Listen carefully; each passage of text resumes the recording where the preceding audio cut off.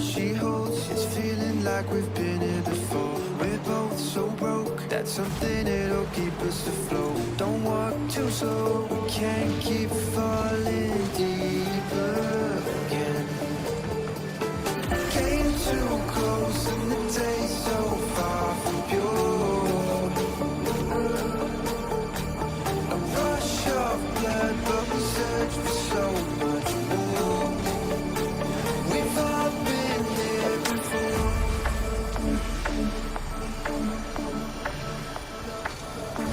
We've all been here before.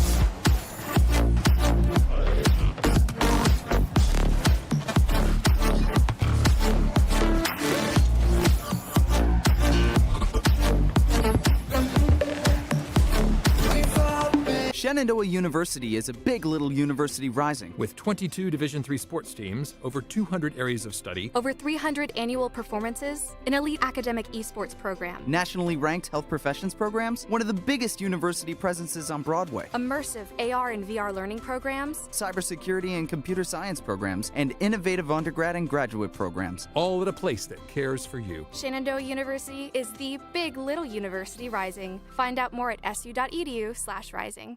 We have the esports arena right here on campus in Winchester, Virginia, and this facility acts as the hub for all esports activity at Shenandoah University. Students are able to use this space not just for competition and practices, but also as a living learning community and a sandbox for them to come and explore and practice and try out things related to and through esports in the gaming industry so that they're getting that hands-on learning and the skills necessary to help them find a career by the time they graduate. We also have the professional level broadcast production booth where we do all of our broadcasting and production, from casting of our games that we play right here on campus to working with outside entities to record footage for them as well. In addition to the space that we have here in the esports arena is the esports war room. Our students get to use that space for studying, but also outside projects. So our students get to use this space for professional development and the academic side of our esports program, which is such a critical component to go with that competitive element that we have. So we combine all of our facilities at Shenandoah University with competition, community, and career preparation. We have over 250 days of programming, and there's something for everybody, and we want you to be part of it.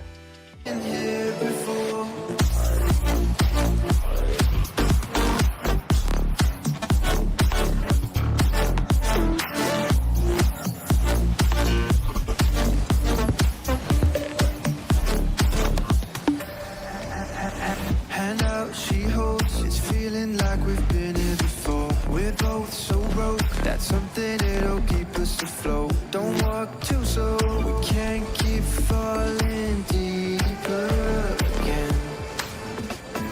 Came too close and the day's so far from pure.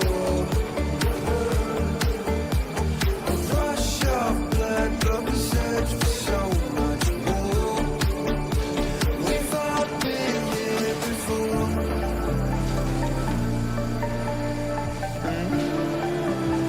We've all been here before.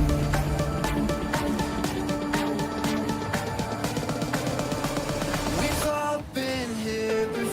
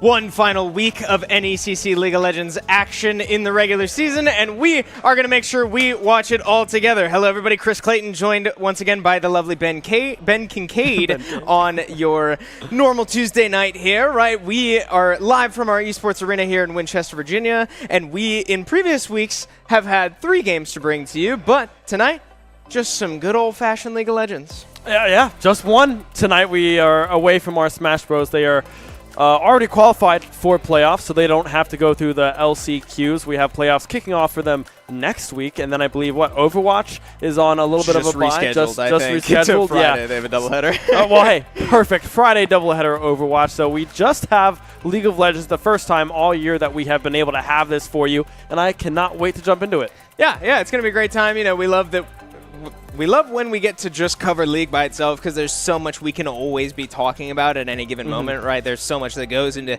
any given League of Legends game that can be acknowledged and needs to be acknowledged at times, so we're going to make sure that you don't miss a single bit of it. But with that said, we said this is week number 7 of NECC competition in League of Legends. Shenandoah will be taking on FGCU, Florida Gulf Coast University, and as we take a look at the standings in these schools' respective groups, unfortunately, on opposite sides of the bracket here so far.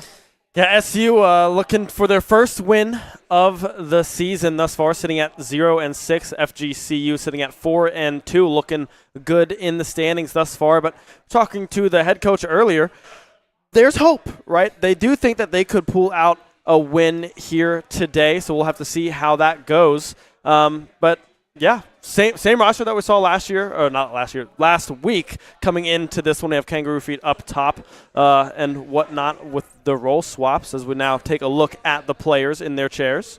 Yeah, and the biggest thing to take away from this team over the course of the semester is how much they have drastically improved week to week, right? It's only come together more as they play more together and review and practice and just get more playtime under their belt. They look considerably better every single time they're on this broadcast. So with one more opportunity to try and secure a tally in the win column, they are going to try to look to put it all together here today against a strong but doable FGCU roster. Yeah, I think our head coach, Sincere Support, was saying that there's 3 emeralds, a plat, and a diamond, I believe, on the side of FGCU, so. And we're around kind of 2 emeralds, kind of a gold, silver kind of area on our roster. So there is hope, right? Definitely we're going to have some big performances from some of our star players, Noob in the mid lane and Kangaroo Feet up top in those solar lanes. If they can get ahead or stay even, we might be in for a treat. Yeah, and the big thing to keep an eye on, too, in the game plan category of Shenandoah's recent weeks has been this bot lane. With Levivane getting significant funding down in the bot lane, a good amount of kills, and not giving much up either. I forget exact statistics, but she's finishing games like 6-0, 6-1 type beat. Like, she is the main focal point of this offensive approach from Shenandoah, right? Funneling money into your AD carry is never a bad idea.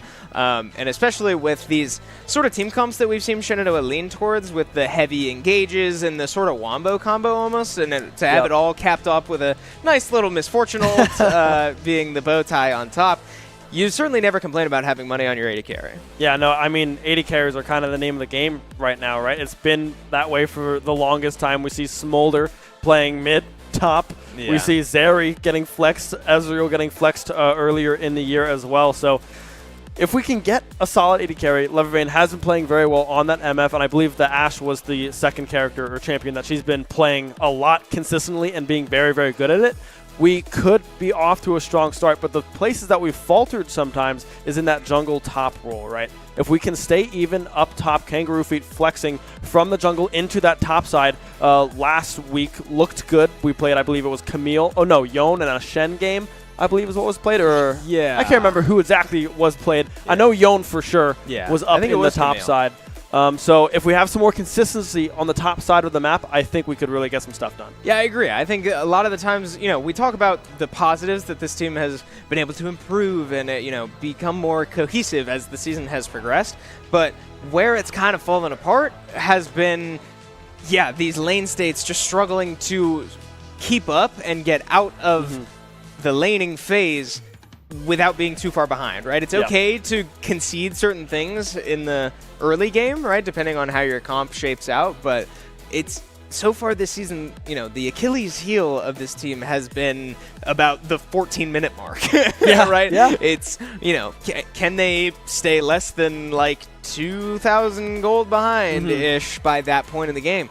Because these other teams are strong teams. They know how to snowball and turn a lead into a win however they need to. So Shenandoah is going to have to look to, stay in the game as long as they can, because once they can get to that point, we saw points of, what's the word I'm looking for? Like, things to be happy with. Points As of the game went on, positivity. sort of light at the end of the tunnel. They have become more cohesive than they've been all year, and they just need to reach that point in the game. Yeah, and we've seen over the course of the semester, their early game has been getting a lot better, right? Galaxy Bird going into this jungle spot specifically on this Skarner last week was able to find some pretty good picks, some pretty good ganks into that mid lane for Noob to try to get him ahead. I'd expect to see something like that come through again, or maybe it's kind of that Leah pivot that we've also seen sometimes from Galaxy Bird, but we'll just have to see how the drafts pan out. But the early game has been looking better, but it's the mid-game that it all kind of falls apart with those late-game dragon skirmishes and those like Rift Herald fights that we've seen them fall behind. Yeah, and I want to point out too, Empro on the support has noticeably become more confident in his laning, and I think it's paid off. We talked about how Levivane is getting these kills, getting the funding to become a threat in the late game, but none of that happens without the help from her support in the lane, right? Yep. We've seen Empro lean a lot more towards these heavy engaged champions in the support role, right? That your Nautilus, your Blitzcrank type, your Rails of the world. And it's been nice to see him as a player become more confident in fighting in these early 2v2s because it has worked out great the last like 2 or 3 weeks, whereas in early weeks they just felt sort of hesitant at times, and in high-level games like this, you can't really afford to be hesitant for very long. So it's been nice to see, hooks flying out, engages coming through and paying off for Shenandoah, right? Not being reckless or in any way, and ultimately building advantages in the lane phase, right? That seems to be the one lane on this team that can come out of an early laning phase well ahead, depending on the situation. Yeah, no, that their 2v2s have been looking very good. They've been able to get a lot of bullying under tower, getting some poke, and then Empro has been doing a good job at kind of keeping them off of the wave, draining out some of that XP, and with Galaxy Bird kind of hovering around that bot side often, they kind of play for the dragons. They sometimes look towards that grub kind of angle, but they kind of just put top lane is on an island. They leave him there, right? They never see him until they're about 25 minutes into the game, right? But it has been looking better and better week by week, specifically in the mid lane as well. I think Noob has been improving throughout the year as well. He started off with the Hui, right? That is what we've been seeing from him mainly, and it has been looking very, very good. Doing a lot of damage late, but sometimes in those really early, like level 2, level 3 skirmishes, he does lose out on some of those trades early, has to take that early reset and loses out on a little bit of gold and XP, and sometimes that sets him behind. So if he doesn't take those early fights or just wins out on them, or just goes even, rather, we might be looking a lot better in that mid state. I agree, yeah, and I think it's something to keep an eye on, too, is his champ pool. Over the course of the season, he's been pretty flexible. Like, you mentioned it. We've seen the Hui, we've seen Aurora, we saw Corki last week. Those inherently are 3 pretty different champions. So playstyle-wise, he's shown that he can do a lot. And in order for him to come out on top, like we talked about in the bot lane, you're right. It's going to come down to these trades, these individual mechanics, but as well, with team levels like this, right? We talked ranks earlier. This is probably about Plat to Emerald average lobby over the course of all 10 of these players, excuse me. Something that separates great teams from mediocre teams at this level is vision control, right? And that's going to play a massive role in this mid lane as well. As we see, the draft has started on the bottom of your screen. We are into game number 1, Champ Select. But yeah, so I'm curious to see how these teams will be able to control vision, get information on their opponents, and ultimately snowball that into something successful. Yeah, for sure. We see SU is going to be on that blue side. Those are not picks. We're banning those champions. Instead, it's going to be the Akshot and Kindred off the board already on the side of SU. We're going to see the Hui band come through from FGCU as well. Kind of expected to try to pinch that mid-champ pool. That is, frankly, in my opinion, our strongest position that we have right now on the roster. Noob has been very consistent alongside that top lane as well, but everyone has started to kind of step up in this team dynamic that we've built here at SU. Yeah, and something that Sincere Support, our coach here, told us about the other team is that they are specialists, is the word I will use in terms of their champ pools. So these bans here, Akshan, Kindred, Zinzao, I think are very understandable to really try to pinch these already relatively tight champ pools and try to make FGCU really dig deep in their bag of tricks to find something most likely in the jungle, right. To see where they will opt to sort of apply that pressure and take control of the game if they're able to. First pick, B number 1 for Shenandoah is Corki. We saw that last week. I believe it was also a first pick last week. So no real surprise there, trying to get that mid laner we've talked so much about on a hyper carry champion. Yeah, and he's looked good on it throughout last week. And then Scrim is playing that one as well. Has been looking very, very good. The Lulu ban does surprise me a little bit on Empero's side because he hasn't really been playing that Lulu, right? That's usually a Galaxy Bird specialty, but we have Galaxy Bird in this jungle instead. So maybe they're just trying to cover if there is a potential swap to come through with these players. We know that Empero does like to play jungle as well, a very confident jungle player. It's going to be the brand coming through on the side of FGC. We'll see what that R2 pick is, but I think that's a good pickup. A lot of good AoE damage, and the late game scaling that Brand has is monstrous. Yeah, and Brand as a champ can go a couple different places, and so can Poppy. We see the next pick in for FGCU. I expect this Brand to probably be in the jungle. I would say that's considered more standard nowadays, but could be support. Same for Poppy, frankly. Poppy could go support, could be jungle, could be top lane, right? We'll keep an eye out for it. But more prio picks coming out for Shenandoah as their response. Ashe and Seraphine. An interesting combo there, as we haven't really seen Empero on champs. Like we were just talking about this Lulu ban. Yeah. That's a pretty big playstyle change. I like it. I mean, Seraphine is a pretty strong champion, as is, and paired with an Ashe as well. The slows, the roots that you have, the poke potential early on in this lane is absolutely disgusting, right? Especially into, if this Poppy is support, that's a melee support into 2 ranges, right? You're not going to be able to find too many engages with that Poppy unless you have jungler help to kind of assist and pinch from the sides on those ganks. So I like the Seraphine Ashe bot lane. I think it's going to be a well-controlled lane for SU. Yeah, and that's a massive interaction, too, that's worth pointing out, right? When Seraphine throws her E, it slows, but if the target is already slowed, they get rooted. Yep. And with every single one of Ashe's auto attacks, the enemy gets slowed. So, and a very strong combo there in the bot lane, and you said it right, very controlling as well, giving this Shenandoah bot lane the confidence to really step up and maybe take control of a lane by bullying out their opponent. And we see the response for FGCU will be an Irelia.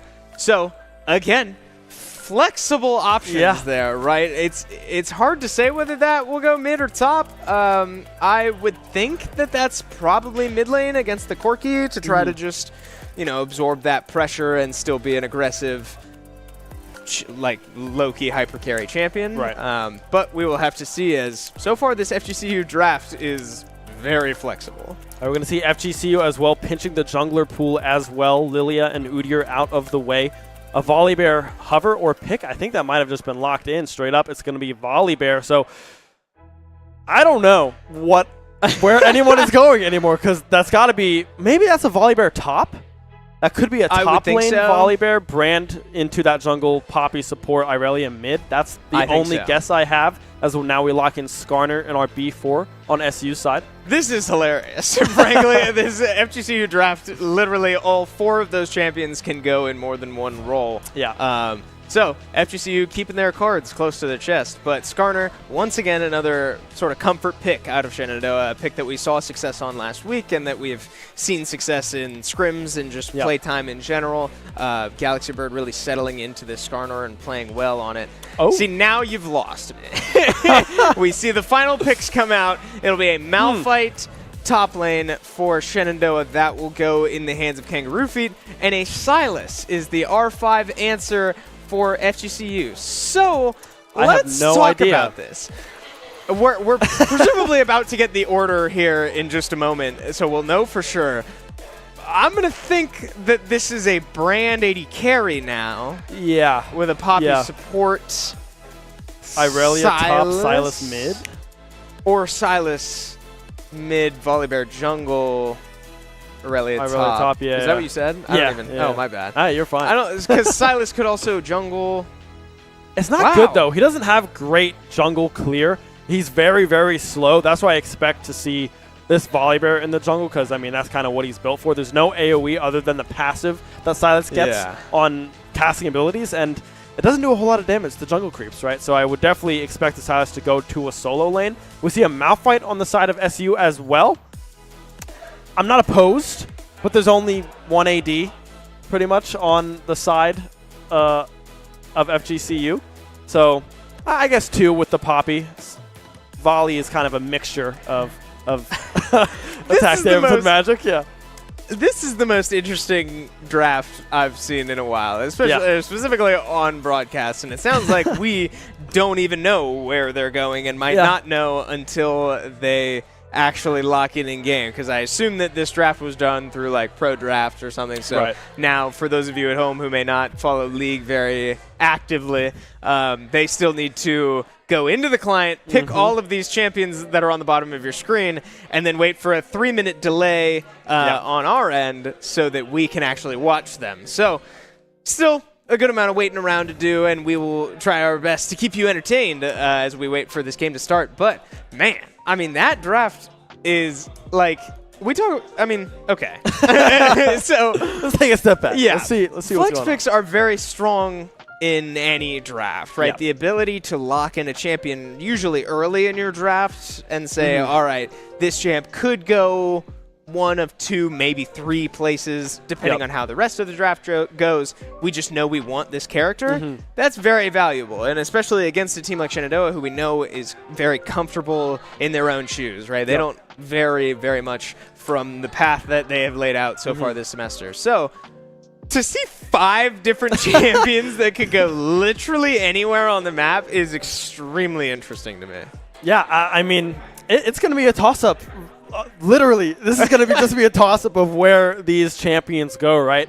I mean, we have powerful picks on the side of FGCU. We've seen a lot of Sylas at Worlds. I know that's not the same patch that we're on right now, but Sylas is very popular. The Poppy as well is very, very good. No dash is really on the side of SU to really have that W have a lot of value out of on that Poppy, but I think it's really just kind of that tank, that engage power that Poppy can have if they're close enough with that E, or even just the flank angles with Poppy with the pins into the walls does a whole lot of work in these team fights. And on the side of SU, it's a scaling game, right? We have the Seraphine. We have a lot of heals and sustain that can come through from this Seraphine. Ashe is going to need a little bit of time. That 3-item power spike that Ashe has is very, very powerful. And then we have a Corki as well. Needs that late game timer to be at around 30, 35 minutes to really be dishing out damage with their rockets. Yeah, and as I look more at this FGCU roster, I am noticing that their support is a Poppy specialist. And as well as their mid laner is very comfortable on Sylas. So I do think those 2 are probably a lock to go support and mid lane respectively. I was going to say I want to say that Brand will probably be AD carry, but not quite sure, but it looks like now that we are back on your screen with all these champions down below us, this looks like the right order. So, and I think this makes sense. So, Irelia top was blind. The Volibear jungle will be the response to the Skarner. I forget, actually, when that Skarner was before before. Oh, yeah. So, no, there was a volley blind, and then there was a counter pick Skarner onto so, the volley bear. Okay. So, ultimately, an interesting choice from FGCU to watch Shenandoah lock in Corky mid-first and wait until R5 to counter-pick it with a comfort pick anyway. But interesting pick nonetheless, right? And Brand 80 carry is something to keep an eye on, right? This is a really niche sort of corner of the League of Legends world that is Brand 80 carry, but it's very strong because Brand, just as a champion, does such an overwhelming amount of burn damage to everybody all the time. But into a lane like Seraphine Ashe, it'll be interesting to see how well Seraphine can keep up with that healing and shielding because Brand's damage is very slow and over time, and Seraphine's healing is very slow and over time. So we'll see how that kind of plays out, but I don't know that I love a Brand Poppy bot lane.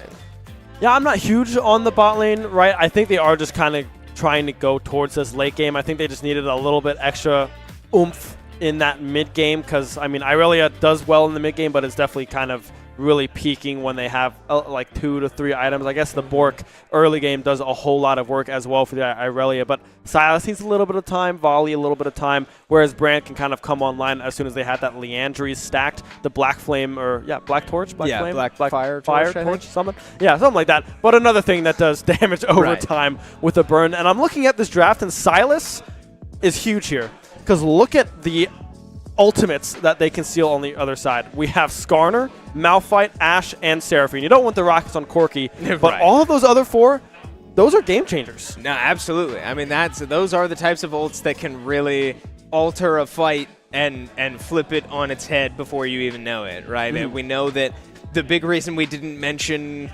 the Malphite ult as a blockable ultimate for Poppy is because he's unstoppable, right? So that's a big factor that Silas can very well become unstoppable and dive into your backline. So I don't know. I mean, it's going to be a really interesting game, and sounds like, might be running into some technical issues. So do not go anywhere. We've got some crazy League of Legends coming up very, very soon. So we will be right back on the other side of this ad.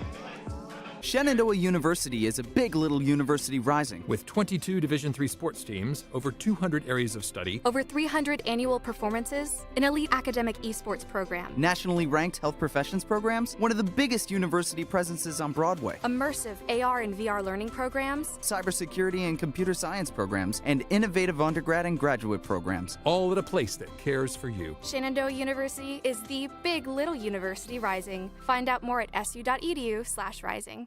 We have the esports arena right here on campus in Winchester, Virginia, and this facility acts as the hub for all esports activity at Shenandoah University. Students are able to use this space not just for competition and practices, but also as a living learning community and a sandbox for them to come and explore and practice and try out things related to and through esports in the gaming industry so that they're getting that hands-on learning and the skills necessary to help them find a career by the time they graduate. We also have the professional level broadcast production booth where we do all of our broadcasting and production, from casting of our games that we play right here on campus to working with outside entities to record footage for them as well. In addition to the space that we have here in the esports arena is the esports war room. Our students get to use that space for studying, but also outside projects. So our students get to use this space for professional development and the academic side of our esports program, which is such a critical component to go with that competitive element that we have.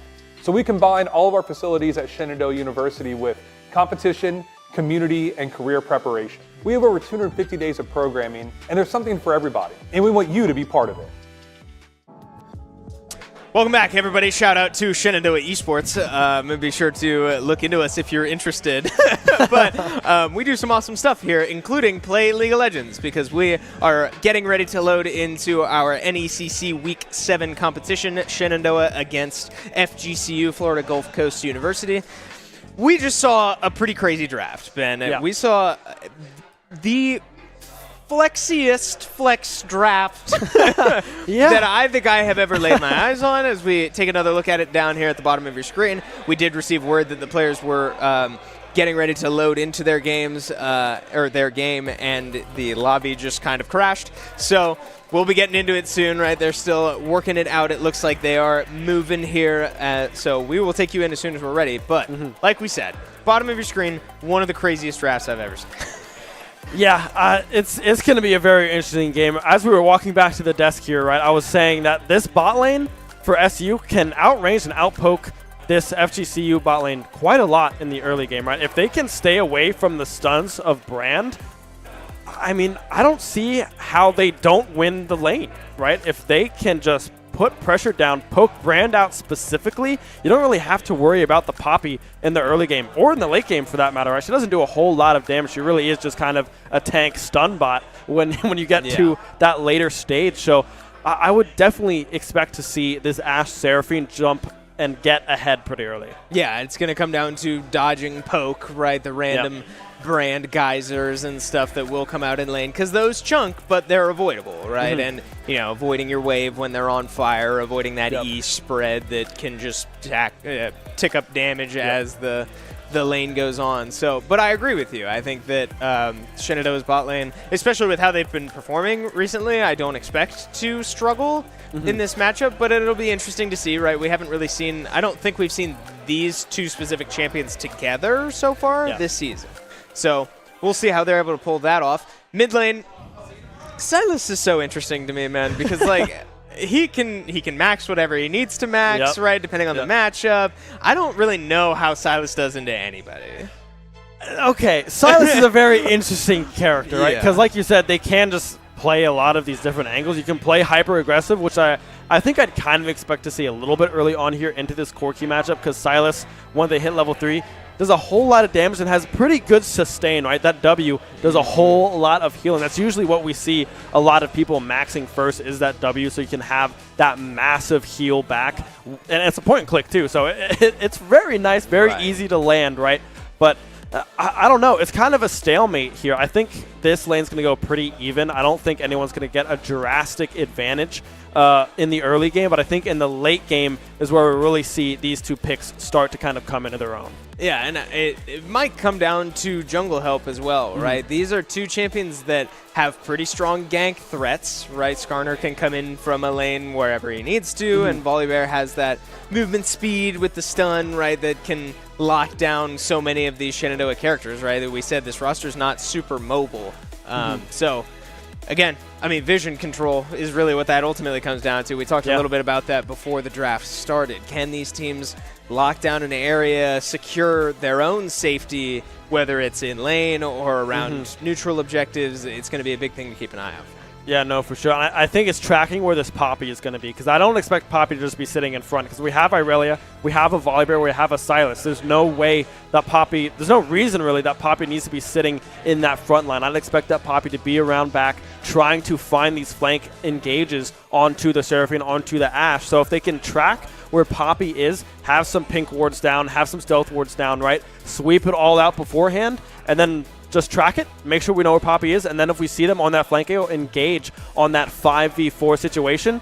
I think that's the play that you have to go for going into some of these mid-game fights. Yeah, and as we are having our players load in here, I do see behind us they are in game, which means that we, like I was able to say earlier before the break, if any of you came in recently, we do still have to wait through a 3-minute competitive integrity spectator delay before we get into game. So we will be taking you in very shortly, but I'm something I'm looking forward to the most, and again, we'll see when we get there, if we get there, how these like truly 5v5 team fights play out, or if they even will, because if I'm FGCU's roster, that team fight is a little messy without an AD carry, right? Brand is going to be, you know, spreading his damage around like he does, but it's slow, it's sustained over time, whereas you expect an AD carry to really just be able to, like, you know, single out the threat and fry them, and that's something, you know, we would expect from a Corki or an Ashe that we have on the SU roster. So I'm curious if FGCU might just look to avoid the 5v5s as a whole and just send Aurelio or even Volibear, maybe Silas, into a side lane and just let them, you know, rip through towers and whatever, just be a macro threat. But I don't know. Just looking at these rosters, I can't really tell how I like the team, or whose team fight I like more. Yeah, I feel like I like SU's a little bit more just because the setup and the poke that they can have going into these fights is massive, right? If we hit these Corky rockets, if we can thread the needle onto that brand, that is huge, right? It's late game Corky with the super rocket every, third, I believe, rocket, third or fourth rocket. I can't remember which one it is. But you'll see it when they have 6. There's a little ticker under the health bar. There's one red one. That one does so much damage if it can find a squishy target, and that's exactly what Brand is going to be. We have Seraphine poke as well. We have the Malphite Q for a little bit of frontline poke, if you really want to call it that, right? Sure. It's a lot of damage that can be done before a fight even kicks off. Yeah, and as we are loading into game here, all the speculation will have to stay to the side because now, enough words, it's time to get some action on our screen. We load in, we see very passive 5-point starts from both squads. Shenandoah standing on their red buff, as it looks like they will start there. Empro looking to get a little bit of lane control down bot lane, but ultimately safe starts from both squads as we see both junglers looking to start their red buffs. Yeah, pretty standard stuff, making sure nothing gets invaded. A little bit of poke downtown. That's 20 gold in the back pocket of that Seraphine. That's what we love to see, but Brand as well, getting some poke back onto Levivane as well, as now we enter the slow early game that is game 1. Yeah, I mean, something to keep an eye out, right? We'll keep an eye on these junglers as they look to path to the opposite sides of the map. Again, as we see on your screen, keeping an eye on this bot lane to see who will come out on top in this very slow, pokey lane. Early trade going in favor of Noob there is a great sign as Corky takes the advantage, but we know that Silas can really struggle in these early levels to assert himself much more than a Q every so often. But another thing to keep an eye on are these Aurelia Qs, but we look back to the bot lane as Poppy finds a charge at level 2 early for FGCU will mean that an engage onto Levivane and an ignite can't quite take her down, but a great trade there for the FGCU bot lane is not where SU would like to be right now. Yeah, and that's just lane positioning, right? Levivane was able to get pinned into that upper wall there of that bot lane. Staying a little bit far away or kind of closer as we now see a flash in the chains will connect, but Noob flashing in, able to get the first blood, and will probably find another one. The auto attack coming through. The double kill for the Corky. That's exactly what you want to see if you're SU. Yeah, really well done to drag the Silas under his own tower and force him to take a tower shot, finding 2 kills in return. Not only the Silas going down, but the Volibear extending a little too far with the flash to start that gank. But Kangaroo Feet finding himself in some trouble, and Aurelia opting to not take that one there, as I'm not sure if the Q might have been off cooldown there. But a massive wave here and a very low Malphite is an uncomfortable situation. But Galaxy Bird looking to capitalize if Kangaroo Feet can stall long enough. Great flash there to buy time, and Kangaroo Feet finds a kill under tower once again. 3-0 for Shenandoah to start this game.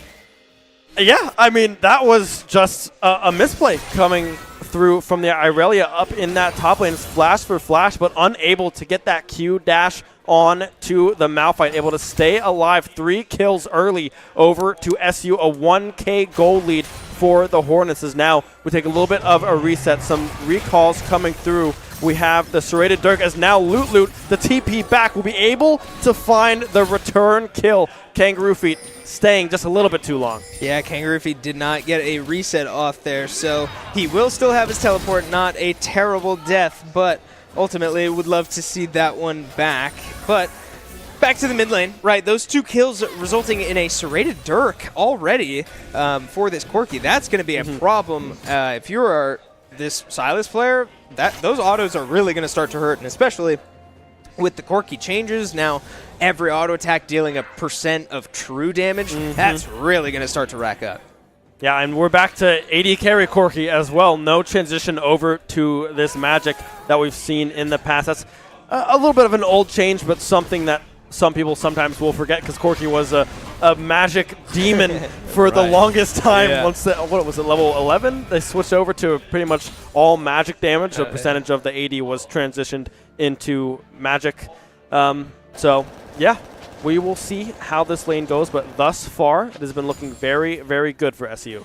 Yeah, and an unfortunate start for the Shenandoah bot lane. I want to take a moment to emphasize that the wave state was pretty messed up from that level 1 interaction, level 2 interaction down in the bot lane, forcing Levivane to recall. They lost a lot of positioning, lost a lot of ground, and lost a lot of minions because of it. Brand backs and buys a Dark Seal, so that's a very aggressive option from the bot lane, as we'll see if they're able to get any kills, as that is the one lane that has not participated in a kill yet. So an aggressive option, but almost getting a kill is certainly not a bad option. Now we do see Loot looking for an engage there on a Kangaroo Feet. Not enough damage to force too much, as Malphite was able to get 2 cloth armors after that play, but a flash engage from the Poppy in the bot lane. A great route there from Empro to get out with their life, but man, this Poppy is looking to make plays down here.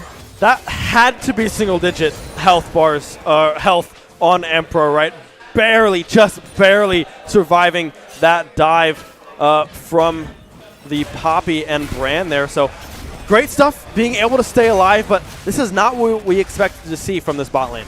Yeah, so far this map has kind of been relatively flipped from what we expect, right? The mid lane and top lane ultimately coming out on top before Malphite goes down to the response, but Shenandoah's bot lane struggling to keep up right now. 30 CS down, in this Poppy with Hail of Blades as the keystone and Hex Flash still up is a serious threat to this bot lane presence.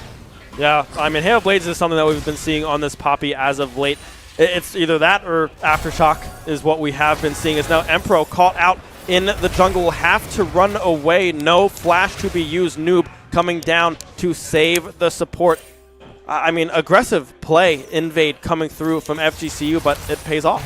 Yeah, finding a stun there on the top lane, but we do see this aggressive positioning, come out from FGCU, both their support and jungler walking in to secure these Raptors, but a smart move from Galaxy Bird to flip the map and ensure that not losing too much off that play, as we see more top lane trades, right? Still probably not much. Still an ultimate from Lulu might actually mean that Kangaroo Feet could go down here. No flash up the Q. One more Q comes out, not able to finish the job. The unstoppable force forced to come out from this Kangaroo Feet top laner, and running for his life, and a bad wave state again could spell danger for this Shenandoah top lane. Now, I'm surprised Kangaroo Feet held that ult for as long as he did, right? That was another possible single-digit escape in the health bars. The ultimate used now in the bot lane for this Brand, just trying to get a little bit of poke, a little bit of pressure to clear out this wave, trying to get this one pushing. But yeah, I mean, right now, still good on the side of SU 3-1 in kills, but now we can see the gold lead closed. It's pretty much dead even. Empro getting hit by the stun, but will be able to walk away with his life. Yeah, this is an interesting spot for FGCU's bot lane, because they have reached a point where now this Brand sort of can contend this lane on his own. We see Silas go top lane and steal the Malphite ult, so we'll keep an eye on that. But Poppy now has the option to really start making her presence felt elsewhere around the map, because this Brand is level 6. He's very strong with that Faded Ashes completed with another amplifying tome. That Brand hurts quite a bit, especially compared to this Ashe with only 33 CS and not even level 6 yet. These lane exchanges are going to be really interesting. But we see Connor go in, flashing forward for the Malphite. Takes down the kill, the Q under tower to finish the job, and another solo kill going to FGCU. Meanwhile, a stun in the mid lane for Aurelia, looking to get a little trade damage, but no danger there. Kangaroo Feet falling once again in the top lane. We're trying to get that level 6s. Now we see a gank in the bot lane. Galaxy Bird stunned up, ticking away is the health bars. They're down an entire level. We do not have level 6 on this bot lane. A huge ult from the Poppy, but an even better one coming through from Galaxy Bird, but they won't be able to find the kill. Still too tanky for the tower to be able to take them down. Now Galaxy Bird is just going to be caught out, or not. Whoa. A flash away, the shield as well, trying to run for the hills. The ult coming through as well. The TP to cover, but now it is the Poppy and the Brand able to clean that one up. The TP question mark was canceled, maybe? The TP I'm not entirely sure, but still kills across the board for FGCU. Oh, the TP got canceled in the mid lane by the Aurelia. Noob wasn't able to make it to that play. That could have been huge for him. So many low health bars going to that Corki could have been a massive payday, but a canceled TP leading to his death, no less, is disastrous for Shenandoah, now falling down 3-6 overall, and that gold advantage that they had built in the first couple minutes of this game has faded into a 3,000 gold deficit. Yeah, 3K gold behind. I mean, as you're looking at this team, this brand 2-0-1. Leandrews completed a 5-stack Dark Seal as well. 2-1 on this Irelia up in this top lane as well. About 30 CS ahead. And now Levivane fighting off a little bit more than she can chew there. Goes down yet again. 3-0. A bounty now onto this brand. Yeah, here comes that brand damage. That is a complete Leandres and 7 stacks on the Dark Seal. You cannot be alone in that lane anymore. But Noob could be in some trouble here as 3 people come from the mid lane. Silas ultimately starting the fight. We do see Empro there to protect from any further threat as Poppy made her way into the lane, unable to secure anything. But Volibear opting to move top lane as they noticed that the Shenandoah jungler was on Grubs. They find the Irelia ult onto 2, and Loot finds another kill. Shenandoah's jungler goes down, and that will be Grubs secured for FGCU.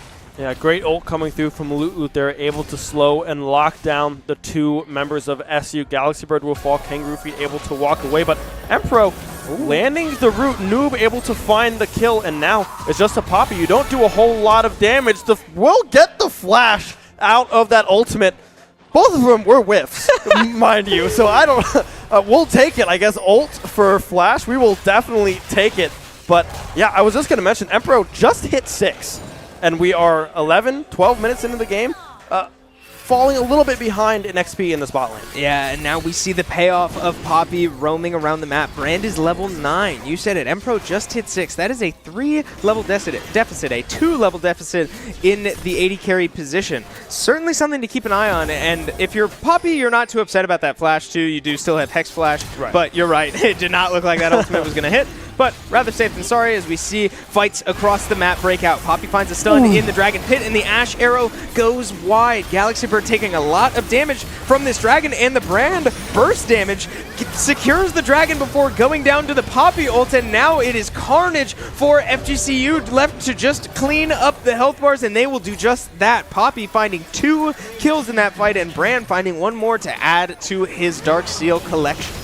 Yeah, the Keeper's Verdict was able to secure that kill, as now we see another fight in the mid lane. A flash for flash trade. Noob able to get out of harm's way for the time being. The change will not be long enough to connect. Noob able to get away just barely. But as now we look across the team, look at the state of the game that we are in, we find ourselves at a 4.5K gold deficit. All of that gold that we have practically is sitting on this Corki, right? 3-1 needs to come up huge in the late game. Yeah, now Loot really starting to run away with it as well. 3-1 with a completed fork into this Malphite. That's really going to start to hurt, and we see it in that little exchange there. If that Irelia E landed, that might just be a dead Malphite. So the completed plated steel caps as well as the chain vest, not enough to deal with this Irelia just yet. But Malphite, like we said in drafts, is kind of just an old bot, right? As this game goes on, he will pretty much become unkillable the longer the game goes on. But you're there to find a massive knock-up in later team fights, and we'll see if he is still able to do that. But ultimately, 25 CS down, not where you'd like to be. As we look at the objectives that will be coming up here shortly, Rift Herald about to spawn in just under 10 seconds. That'll be the prize for whoever decides to go for it. It already looks like FGCU is postured around that Rift Herald. We'll start it up already, and frankly, there's nothing that SU can do about it. We see Galaxy Bird already in this bot side. The engage now into bot. The ult whiffing again from Emperor. The TP behind, however, might be able to change some things up. Going on to the Corki, a double TP, mind you, from SU coming through. And now the follow-up, we're going to ult back onto the Poppy. Levivane melting down this Brand, but not before he finds yet another kill onto the Corki. And now Silas, the stolen ult with the ult onto the backside. The Ash is blown to smithereens as now Galaxy Bird ulting. The Impale finds 2, and now the chains connect under the tower as well. The Silas will be able to walk away. A good effort coming through from SU, but in the end, it's just going to be a 2 for 3. Yeah, and they might not be done here. Loot looking for the stun under tower, and a lot of damage from both of these players. Loot tanking tower might go down to one more shot, and she does. The shutdown goes to Malphite, but ultimately still a positive play for FGCU. Shenandoah commits 5 to that play. 2 TPs coming out to try to get those shutdowns. They get both of the shutdowns from the respective bot laners, and I saw one went to Ashe. I could not tell where the other one went, but money in Shenandoah's pocket is not a bad thing, but a 5-man commit means that they lose their mid lane tower and ultimately all 5 members die. That is an FGCU positive play. Oh, yeah, I mean, 100%. We see the gold lead now 6K in favor of FGCU. Those shutdowns went to the Malphite from the Poppy and Levivane, the Ashe, able to get that brand shutdown as well. So pretty good prioritization of the bounties. Sure, you don't want to see Malphite get that one, but as we take a peek at the gold here, I mean, 1K gold deficit in the top lane, about 500 gold, 600 gold in jungle. Mid lane, pretty even. We are ahead 400 gold there, but the big deficit is this bot side, 3K gold deficit for the AD carries and 2K when you look at the supports. Yeah, and we've seen the result of that too. We saw that the start of that fight was Brand quite literally walking up to both SU bot laners by himself and basically finding a solo kill onto Empro by standing there. Yeah. This is a very strong Brand. So that will only become worse as the game goes on. But again, in these late game team fights, it becomes a little interesting because his damage is so niche. His team fights are so strange. And we'll see how that plays out because it's still a lot of damage. No matter how it's dealt, he will be frying the entire health bars of this SU team. So we'll see how they opt to play these team fights late. But with an 8-stack Dark Seal and a full Leandri's, that's a really strong Brand. Poppy, 4-1 completed Deadmans. Scary, scary bot lane from FGCU. And look what FGCU can do, right? They're just sitting in the bot side jungle, the red side jungle of SU, and they can't really do anything about it. They don't have to be scared. There's nothing to be scared of if you were on the side of FGCU, as now Levivane push off of the tier 2 mid lane tower.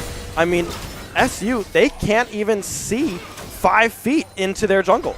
Yeah, and that's what we talked about before the game, is vision control is going to be a big deal, as we see now Galaxy Bird looking to find a gank onto Loot, but all by their self. Kangaroo Feet a little too late to the play. Galaxy Bird a little too aggressive to the play maybe, and they will just go down. A basically solo kill for Loot here in the top lane means that FGCU has all the reason in the world to take this dragon with SU's jungler down.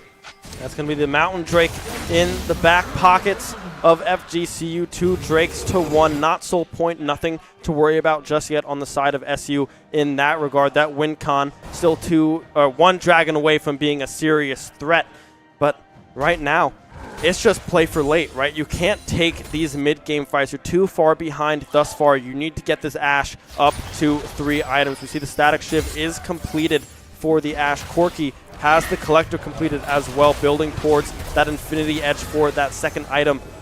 There are spikes still to be had for SU. It's just a matter of if they can get to them. Yeah, and Noob was making so much money in the early game, but that excessive gold gain has kind of been halted.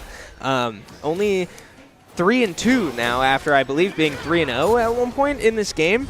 So a tough break there for Noob, as we see Incursion looking to find a little bit of damage onto Galaxy Bird. Galaxy Bird will quickly cheese wheel his way out of that one with that additional movement speed. But look at this Poppy presence, right? All the way back on the blue buff. They could look to dive this Malphite if they feel like they have the damage, but Noob making the decision to TP in to try to prevent this play, or at least turn it into a positive. We'll see as Kangaroo Feet opts to start walking forward, but the arrow lands from base. That's a really long stun, but the rest of FGCU has moved up from the jungle, so Noob unable to finish that kill onto Loot, but a very low Aurelia, and now here comes Skarner, but a 2-man stun from this Aurelia. That is a dangerous Aurelia, and sure enough, dangerous enough to take Noob out of the fight. That's so much damage gone from Shenandoah. Left with a Skarner and a Malphite and a Seraphine to try to finish the job. The Seraphine ult finds 1, and Volibear will be the next to fall. Enough damage from Shenandoah to find 2 is the answer.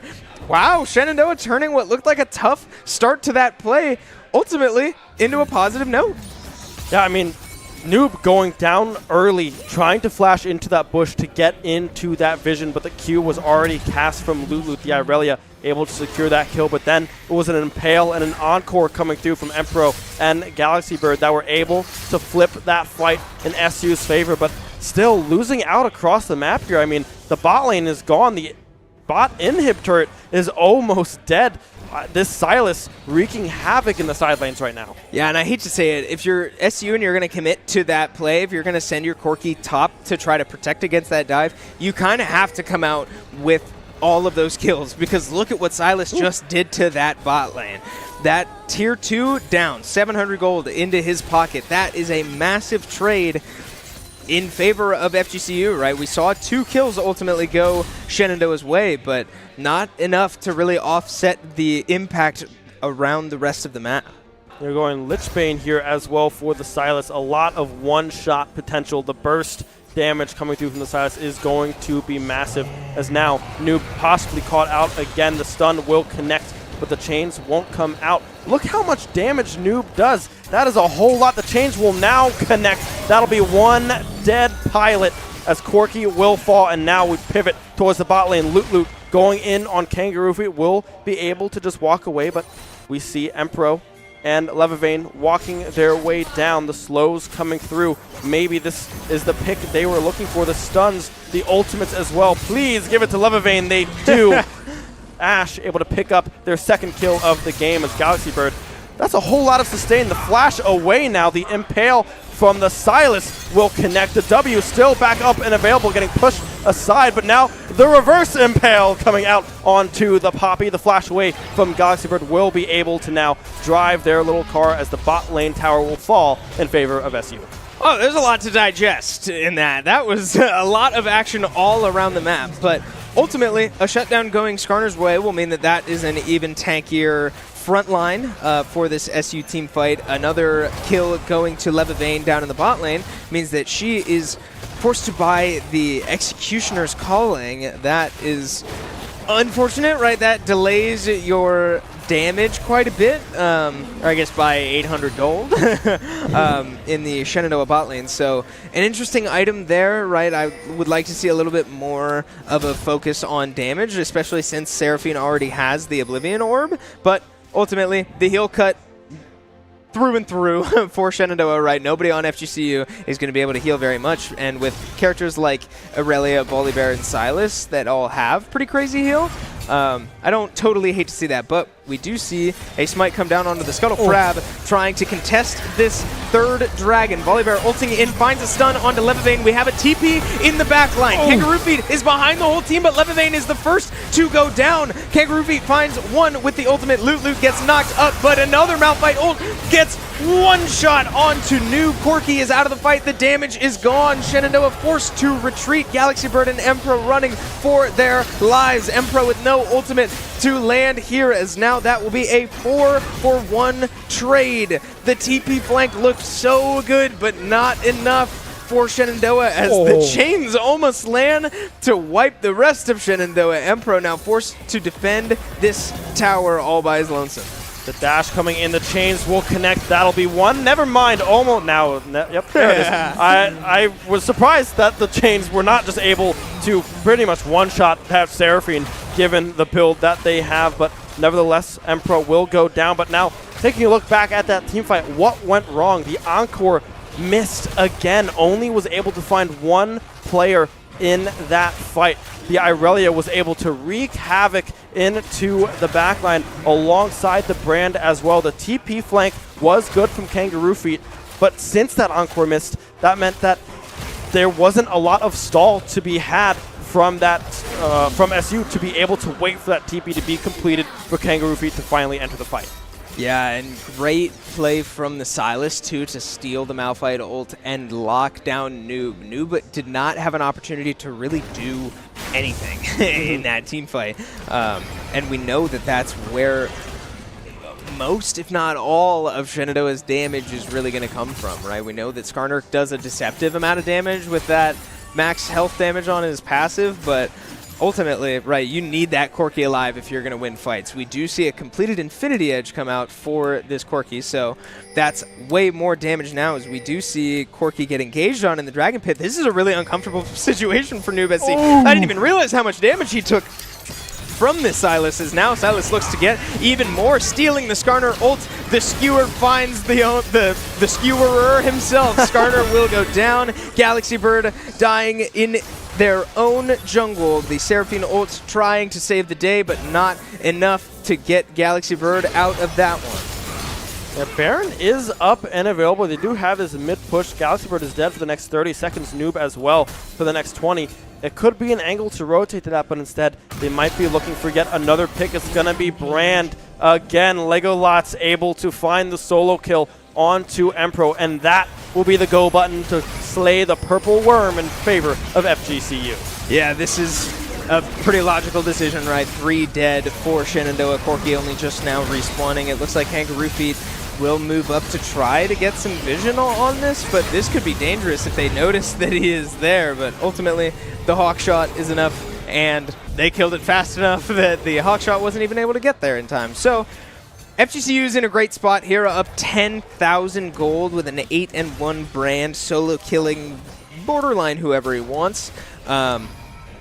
This is tough for Shenandoah, right? I'm not sure how you're able to keep your carries alive into champs like Volibear and Irelia and Sylas stealing your own Malphite ults. That's a very scary team fight to have to overcome.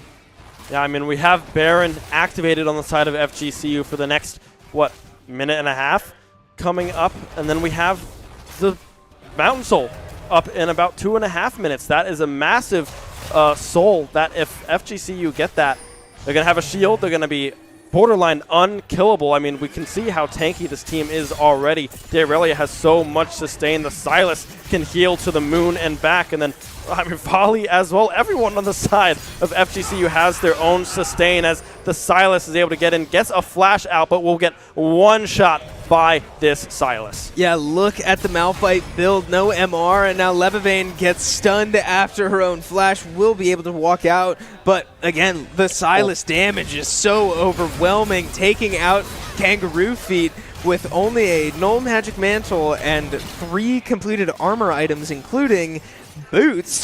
that's a tanky Malphite, but tanky against everybody except Sylas. So Inhibitor going down in the bot lane, the Inhibitor tower ultimately falling in both top and mid.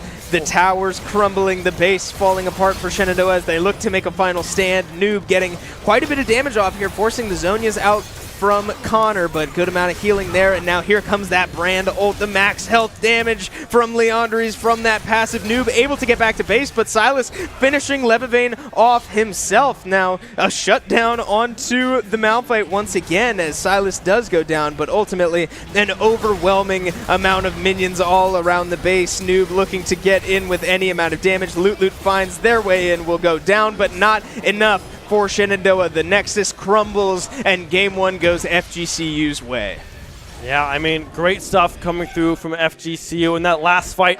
Empro trying their best to 1v1 the Irelia towards the bot side. I heard the encore audio in my headset, and I was like, where is it?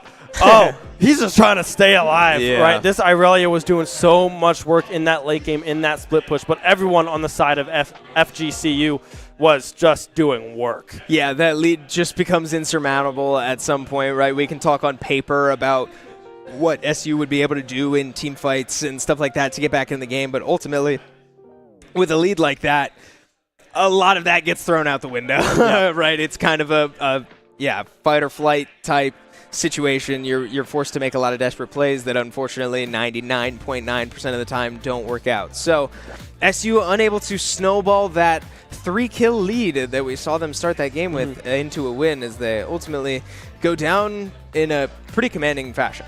Yeah, I mean, it was just the draft was confusing on the side of FGCU, but it worked out pretty well, right? We had so much peel for this Brand. Brand was practically untouched. I think finishing the game at least 8-1. I saw that on the scoreline, possibly 10-1. I think they might have been able to pick up 2 kills in that last fight, but it was really just a protect the president, right? Keep this Brand alive, don't die yourself, and we'll just win the game. Yeah, and especially Silas in the mid lane, too. I mean, dealing so much damage to really whoever he wanted, right? We saw that Skarner was the only person that could really put up a fight against that Silas, and that's a problem, right? Yeah. When you reach that point that your tank jungler is the only person that can stay alive for longer than 3 seconds, it probably means the game is out of your hands. So a tough break there from Shenandoah, a lot to work on, but we will see what they're able to adapt here in game number 2. Yeah, I think it might be a little switch up in the bot side, right? I think we might pivot off of the Seraphine and go back into that engaged support that we have been playing in the past. Maybe it is something like the Blitzcrank, or it's going to be that Nautilus to come through on the side of Emperor, right? The Seraphine did not look bad, but the ultimates were not there when they really needed to be. So we'll have to see if they do pivot off of that pick. I think the Ashe looked fine. It was just a really, really hard mid-game for SU to try to come back from. Yeah, and that bot lane really fell apart at the level 1, right? That positioning early on with the Poppy in the bush, forcing Levivane back to base before they even really got an opportunity to hit like 2 minions. That's a great way to completely lose control of a lane state, and especially a bot lane where that can be so fragile and so snowball-y compared to other lanes. That was a tough way to start for SU, as we expected them to be a little bit more commanding in that lane, right? To be effectively roles reversed, moving up, finding the aggressive ranged damage that FGCU was lacking. But one little interaction there at level 1 can really flip all of that on its head. Yeah, I mean, the early laning game phase, you might not think that it means a whole lot, because like, oh, we're only, what, a minute and a half, 2 minutes in, a little trade early on isn't going to do a whole lot. But we saw later on, Levivane found themselves level 7 to a level 9 brand in that lane. And a lot of that was due to losing out on that level 2 race, level 2 getting reached before SU in that bot side for FGCU. And that just spelled disaster, right? They weren't able to bounce back from that one. And then we saw that jungle presence coming through as well. The Volibear sitting around that bot side, making sure that this bot lane could not get back into the game. Yeah, and they certainly did not. They were struggling to really get any of that shutdown gold back too. You know, you would love to see a lot of the CC that Shenandoah had used on those backline carries, but again, at some point the lead kind of does become insurmountable, right? It's easy for us to sit here and explain what can happen on paper, but ultimately, when the characters are too strong that what works on paper is not working in action, it's probably time to look beyond that. So, yeah, I mean, I think we should be getting into Game 2 draft here fairly soon. But, yeah, I mean, we need to see quite a bit of adjustments from SU League of Legends as they look to find their first win before what could be the end of their season. Yeah, I mean, this is going to have to be a reverse now, right? We're down 1-2 on the series. It's the best of 3, so we're going to have to go 2 in a row here if we want to pick up a win in this semester for NECC for League of Legends. But we will just have to see where this one goes. I'm excited to see where Game 2 takes us. Yeah, I'm very excited as well, and we will be sure to bring you the action here in a minute as we prepare for game number 2 in this SU versus FGCU League of Legends matchup. We are going to take a quick break before we get into that action, so don't go anywhere. We'll be right back with some more League of Legends after this.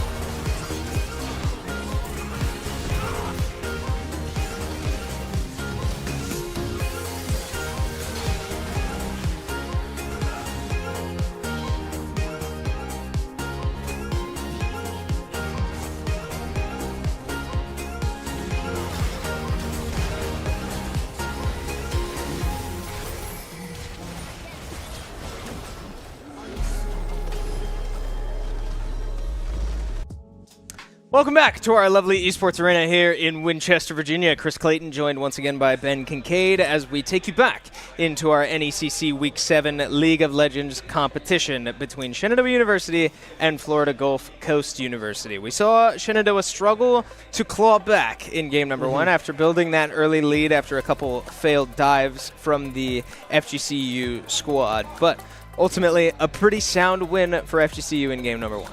Yeah, I mean, FGCU had a wild draft, granted, but it worked really, really well, right? They did a lot of damage in the mid-game. The Irelia, the Silas, the Brand coming online heavily in that series as now we hop into pick and ban. SU now opting for the red side, trying to get this counter pick. I wonder what they might be cooking. I don't know. Yeah, so this is interesting to see, right? The last couple times we've had SU on broadcast, they've been on blue side, and it's because they have so much emphasis on the Corky / Smolder that we've been seeing in their last couple games. We are getting picks in as we speak, and it looks like the first pick for FGCU will be a Jinx bot lane, so we will have a traditional AD carry back in this bot lane. But ultimately, yeah, I'm curious to see what Shenandoah's strategy is as this draft develops, because again, they have had so much priority on that first pick, so I'm curious where that priority now falls in terms of a counter pick.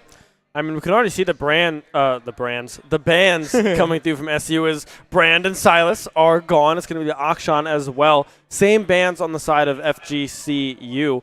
A little bit of a tankier peel approach coming through as well. We're going to see Levavane or Noob. This could go either one on the Ziggs here. We often see the Ziggs, however, in this bot side, but I don't know if we'll see that. I don't know if Levavane is a massive Ziggs player, but I guess we'll find out here shortly. Smiles on the faces of the team is always something good to see as we see a Jax come through for Kangaroo Feet. Yeah, so the Corky ultimately getting banned out by FGCU, so they clearly think that Ziggs is going down to the bot lane, and ultimately the response is a Jax for this Kangaroo Feet top laner, right? And I mean, it'll be interesting to see how that plays out. That's a pretty big playstyle change from what we've seen his last couple matchups in the top lane since making the switch to top lane. But it'll have to be into likely a Dr. Mundo up top there. That's tough. That is right? tough. Mundo does pretty well into a Jax, right? They have that kind of spell shield, that CC shield, so the Counter-Strike will do absolutely nothing against this Mundo early game. We have the Akali picked up on B4 as well for FGCU. Another pretty high mechanical champion coming through for this mid laner, right? We saw that Silas, now we see the Akali, and now it's going to be the Vex counter for Noob, trying to play off of that E-dash, the perfect execution as well that Akali has. Yeah, smart pick there, as the counter pick will go to the mid laner of Shenandoah. I do think that makes sense, right? That has been our lane that we have found the most success in. And I've watched Noob play a good amount of Vex recently, just like in solo queue and stuff. I know that he's been working on it, so big moment here, right? He gets the matchup he wants into a very mobile enemy mid laner, gets the pick, right? Vex is going to thrive in that matchup, and we'll see if they're able to turn it into a win. But I do worry about the other lanes, right? Pantheon Ziggs into Jinx Poppy will be something to keep an eye out for, because Jinx's early damage can be deceptively high. Jinx does some pretty hefty damage, especially if she can get a kill early in this lane. That excited passive that she has, it's scary. It's very scary. It does so much work in team fights because it stacks on itself, right? It just keeps on going. You're shooting way faster, running a lot faster than you ever thought you could, and it can tear through team fights, right? But the Pantheon coming through from Emperor, right? A little bit more engaged, trying to get onto this Jinx, probably onto this Akali Kindred as well. We do not expect that to be used onto the Mundo or the Poppy whatsoever, because that's the tank. That's not who you want to try to one-shot in these scenarios.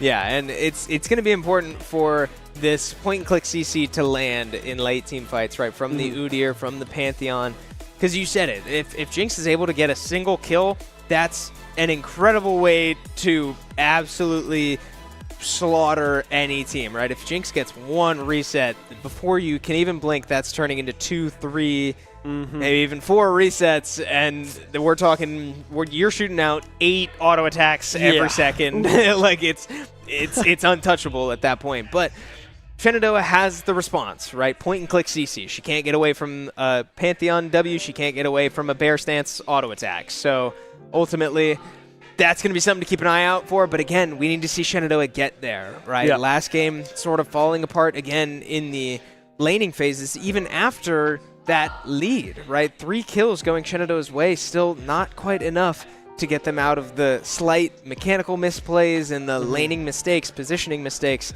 that built them a hole by the 14-minute mark.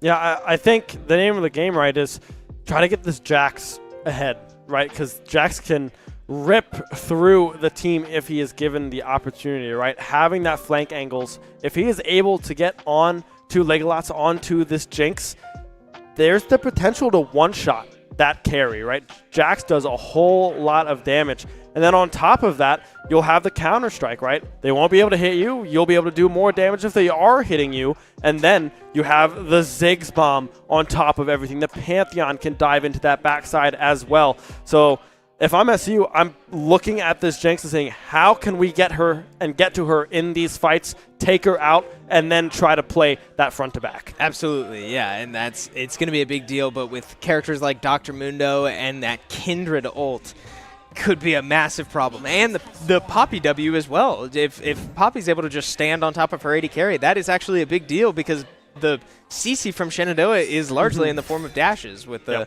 exception being that Udyr auto attack. So only time will tell, right, as we load into game number 2 here. Shenandoah down 1-0 in their last series of the regular season.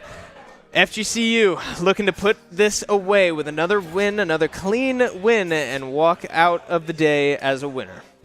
Empro already getting some bush control here, sitting in that middle brush. I believe that's, what, Fallen Knight, Ashen Knight Pantheon, or something like that. So, that is a very cool skin.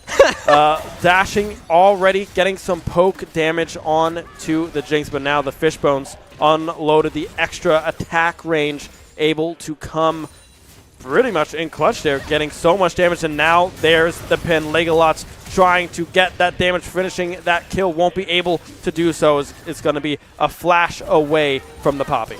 Yeah, and we see an invade here from Incursion looking to move on to Galaxy Bird level 2 as Galaxy Bird just finishing the Gromp, and the Gromp will go over to Kindred. Galaxy Bird looking to come out of this with a kill. Conqueror procced, flashing away. The flash to follow up means that first blood goes to Incursion. FGCU walking out on top early this game number 2.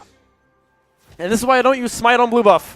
Friends, if you have Smite there, man, you're set. Yeah. But the Smite was used on that blue buff, trying to speed up that clear. And, I mean, a great job from Incursion, able to read that one, finding that invade, finding that kill. Not sure if that was a stack for Incursion or not. It might have been. We often see them put that onto the jungler as they start. It is going to be the first stack onto the Kindred. That's exactly what you want to see if you're FGCU early on.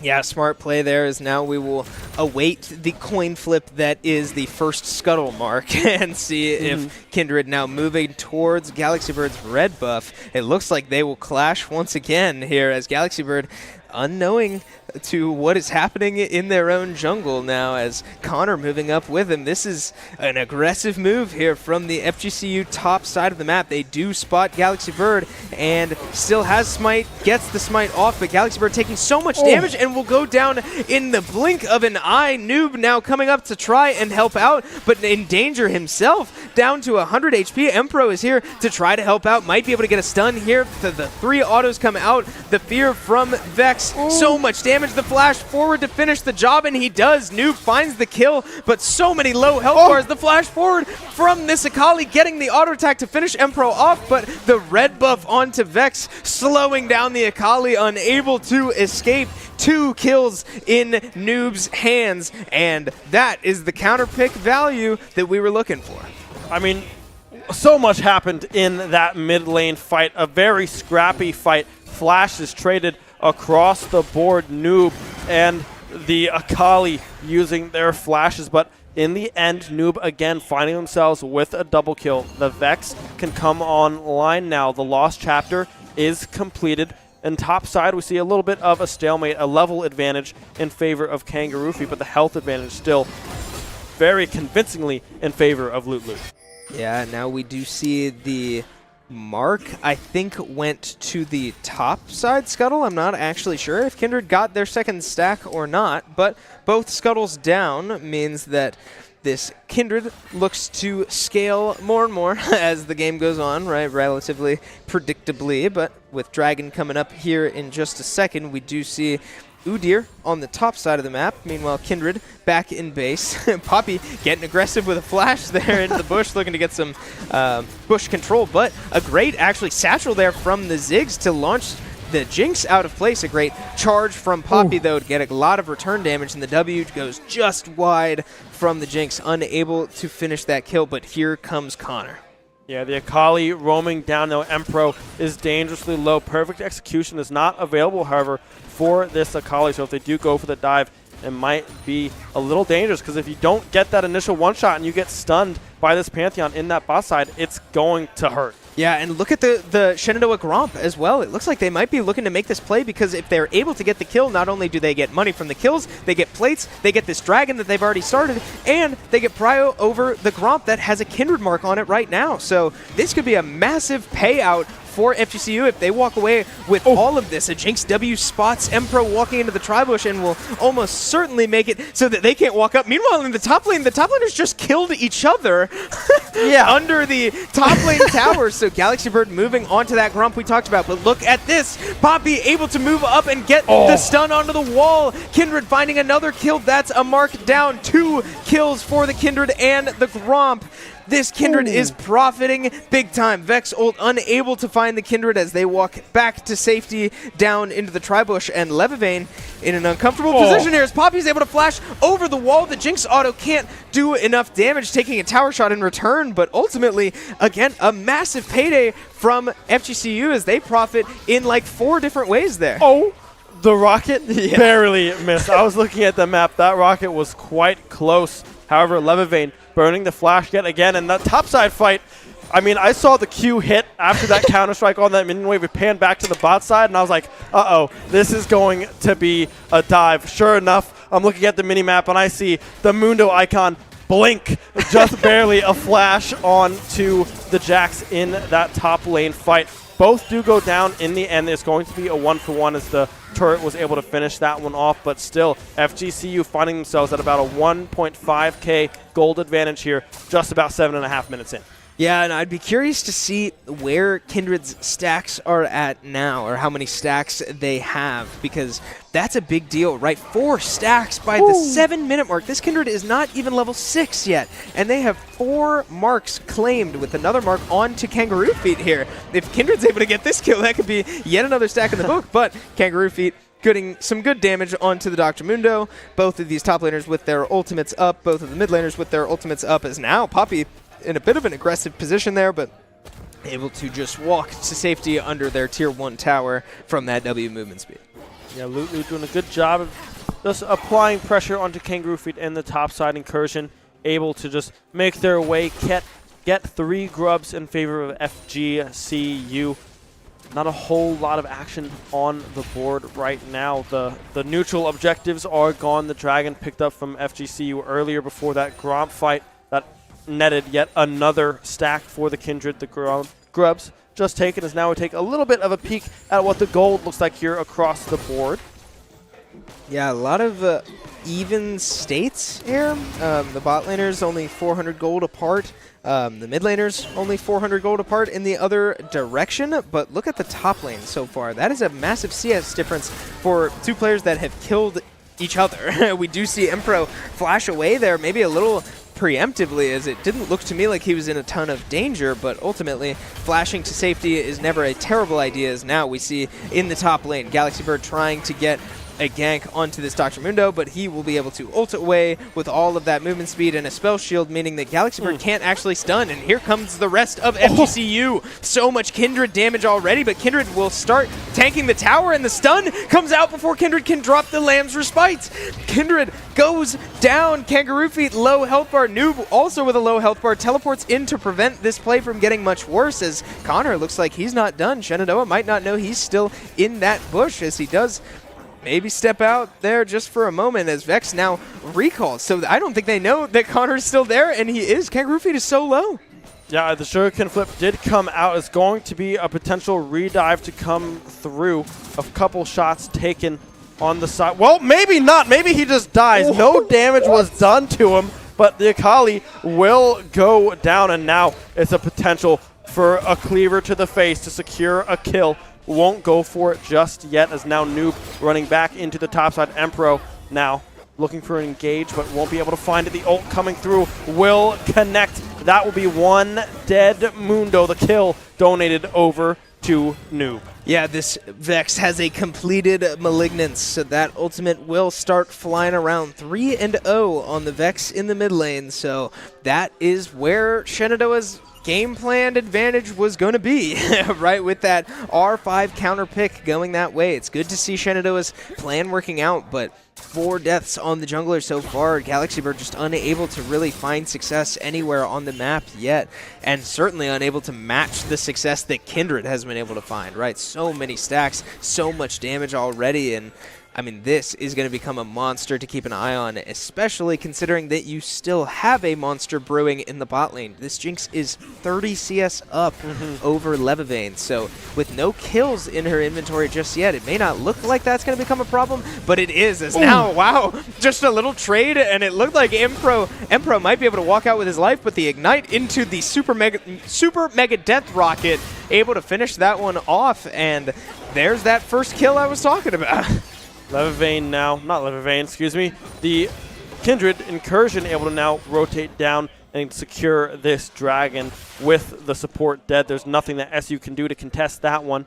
Loot doing a great job finding good trades in the top lane, as well as now I believe Kangaroo. We have a little bit of a fight going on. Mid lane won't be able to find the execute, but it's going to be Loot in the top side with that ultimate able to keep them alive and find the kill on the Kangaroo Feet. Yeah, man, these solo laners really like to start fighting at the same time and give our production team the worst situation that they could possibly have. But you guys are doing a great job back there trying to follow all the action. We do see Noob get the kill under tower, but Loot finding the kill the other direction, and that is first turret in the pocket of this Dr. Mundo before 14 minutes, right? That's 5 plates worth of money as well. So that's a very rich Dr. Mundo, right? Only 2 and 2 might not look like too much, but 5,800 gold.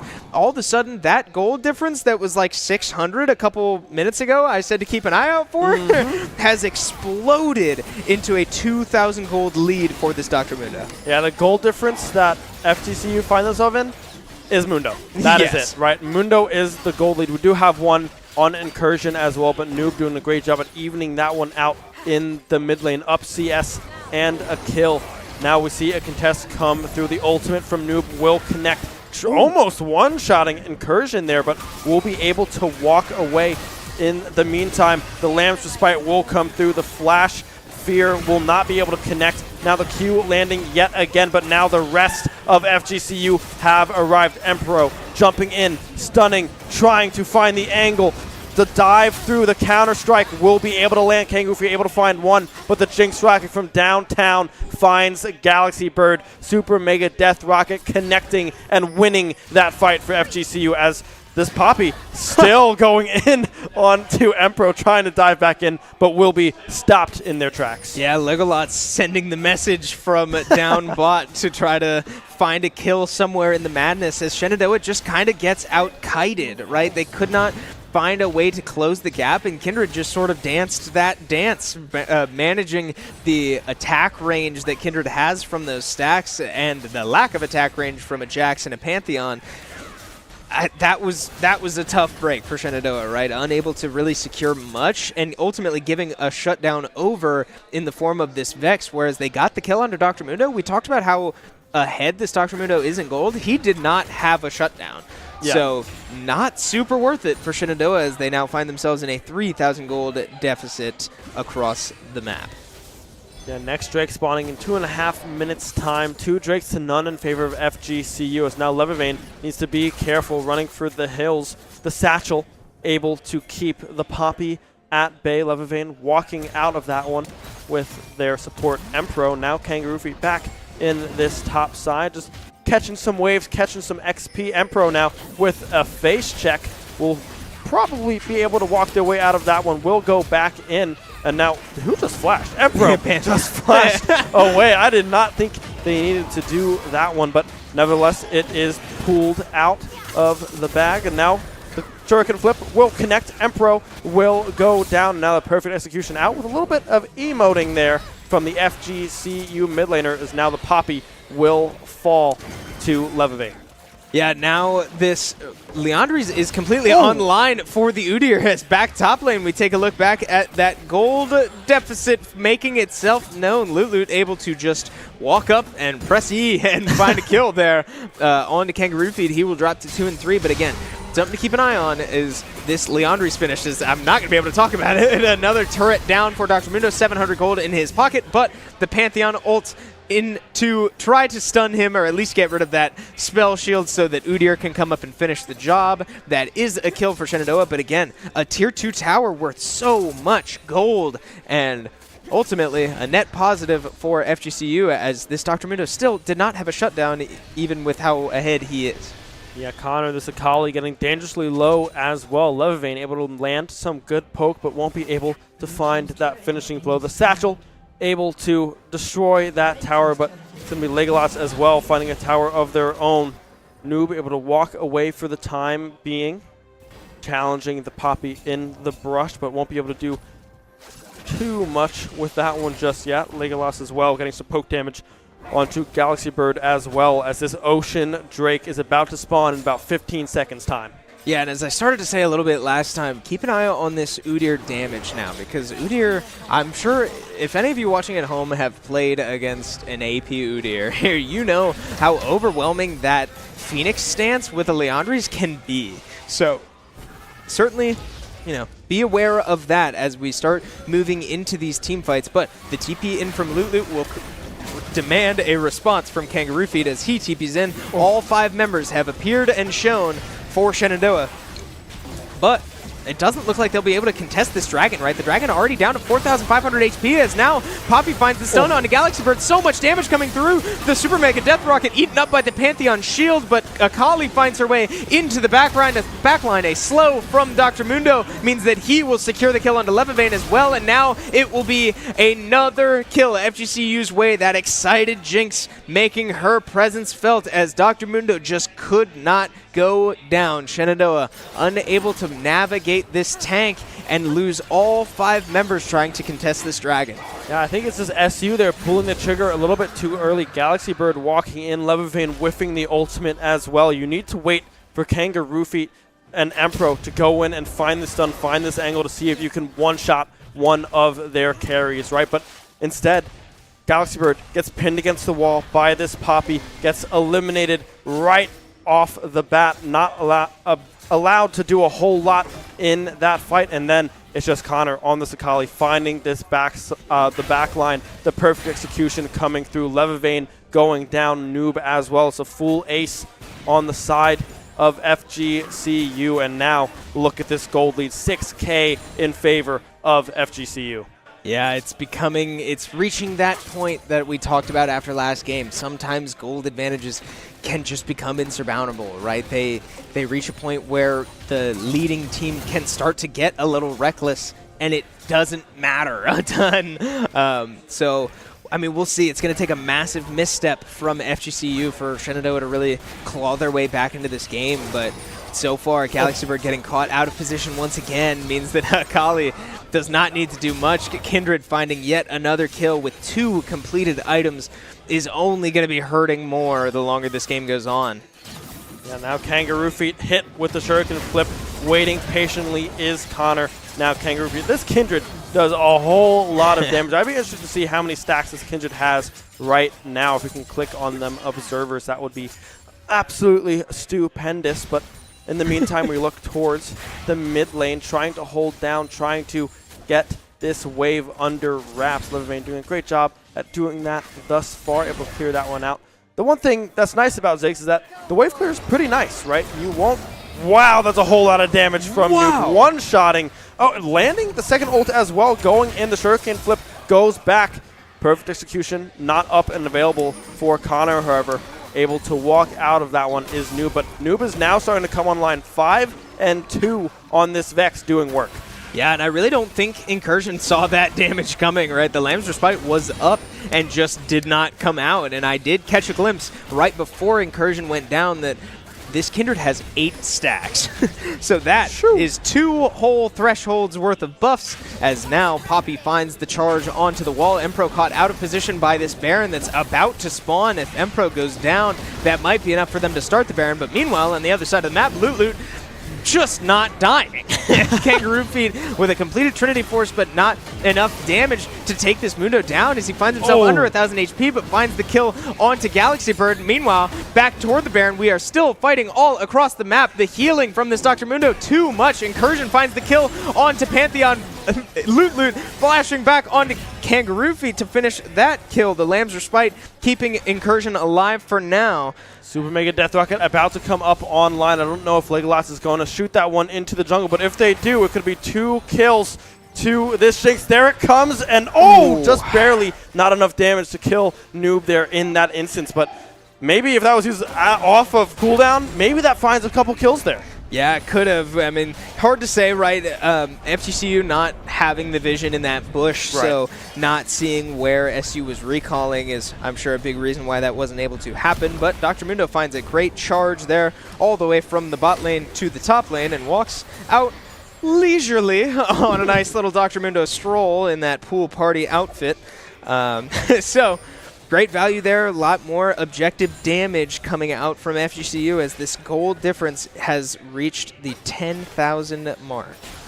And Muno's making me want to visit the beach or something, you know, catch some waves, boogie board a little bit. Yeah, right. Have a nice breather as now Noob goes in yet again. A one-shot onto Incursion. Nothing that they could do at all as now we see a TP behind Loot able to get that one, and now the Poppy and the Akali chasing down this Vex, trying to escape the fear coming through. You can see how much damage they do, but Legolas is there to cut them off. Connor, in the end, finishing the job as Loot pushes down the top lane. Yeah, Noob bought as much time as he could, right? Finding his way all the way to their blue buff to try to drag the Poppy and the Akali off of this inhibitor, but Loot saying, I'm not falling for it. I'm going to make sure that you lose something for this, as he takes the inhibitor and starts his ult off. He's going to run straight at Empro and walk behind him so that he can't block the damage. Empro now down to 100 HP and will just go down. Levivain can't keep up with that damage. The Ludens completed for this Ziggs as now Galaxy Bird finds themselves way out of position between the support and AD carry for FGCU. They will surely go down as now an objective down, an inhibitor down in the bot lane, inhibitor down in the top lane, and now on your screen the third inhibitor will fall.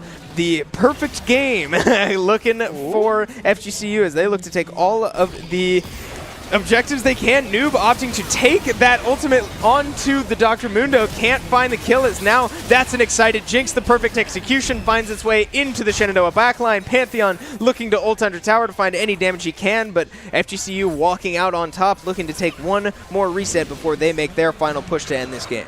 Yeah, pushes them off that final wave. Noob holding onto that ult for quite a while. Was surprised that they decided to follow that one up. They weren't able to find any kills off of it. 3 members died as a result, but maybe that was just enough to buy time to have other members recall, respawn, and come back to help the base defense. Now we see they see themselves at a 12k gold deficit. The Ocean Soul in the back pocket of FGCU, 5 grubs as well. This is going to be a tough game to come back from, and it's going to be the Baron call coming through from FGCU as well. SU can't do anything about it. Yeah, these minions are going to become borderline unkillable as they pile in from all 3 lanes.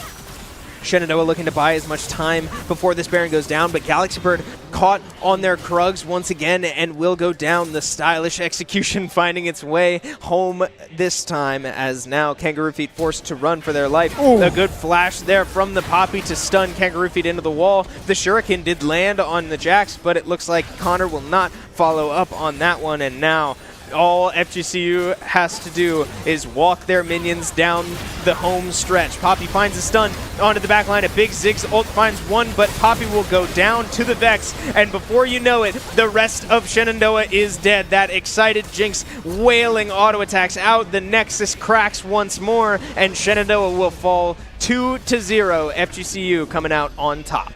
Yeah, I mean, FGCU doing a great job at snowballing that lead, waiting for that Jinx to come online, finding those kills, and playing the map beautifully, right? They found themselves with Soul. They found themselves with a Baron to end the game, and 5 Grubs on top of that. The Rift Herald as well. A great control over those neutral objectives found them a very commanding win. Yeah, and ultimately just, again, Shenandoah unable to really tie it all together, right? Finding little advantages here and there. Noob getting so much money, so strong on that Vex, one-shotting the Kindred that was turning out to be a massive problem. Taking that Kindred out of the fight is a big deal, but still just not quite enough for Shenandoah to get over that hump and really find an advantage late in the game when they need it.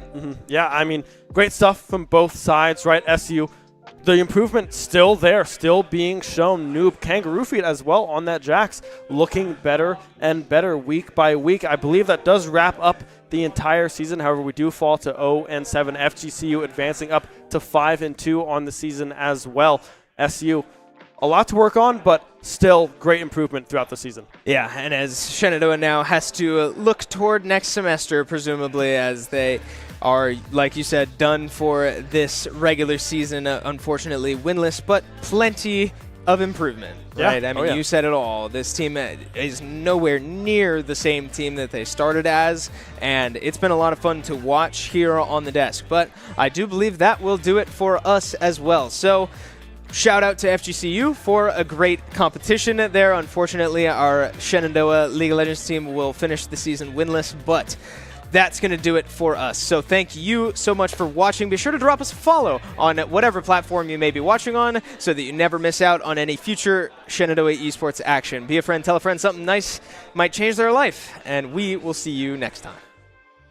Shenandoah University is a big little university rising. With 22 Division III sports teams, over 200 areas of study, Over 300 annual performances, an elite academic esports program, Nationally ranked health professions programs, one of the biggest university presences on Broadway. immersive AR and VR learning programs, Cybersecurity and computer science programs, and innovative undergrad and graduate programs. all at a place that cares for you. Shenandoah University is the big little university rising. Find out more at su.edu/rising. We have the esports arena right here on campus in Winchester, Virginia, and this facility acts as the hub for all esports activity at Shenandoah University. Students are able to use this space not just for competition and practices, but also as a living learning community and a sandbox for them to come and explore and practice and try out things related to and through esports in the gaming industry, so that they're getting that hands-on learning and the skills necessary to help them find a career by the time they graduate. We also have the professional level broadcast production booth, where we do all of our broadcasting and production, from casting of our games that we play right here on campus to working with outside entities to record footage for them as well. In addition to the space that we have here in the esports arena is the esports war room. Our students get to use that space for studying, but also outside projects. So our students get to use this space for professional development and the academic side of our esports program, which is such a critical component to go with that competitive element that we have. So we combine all of our facilities at Shenandoah University with competition, community, and career preparation. We have over 250 days of programming, and there's something for everybody, and we want you to be part of it.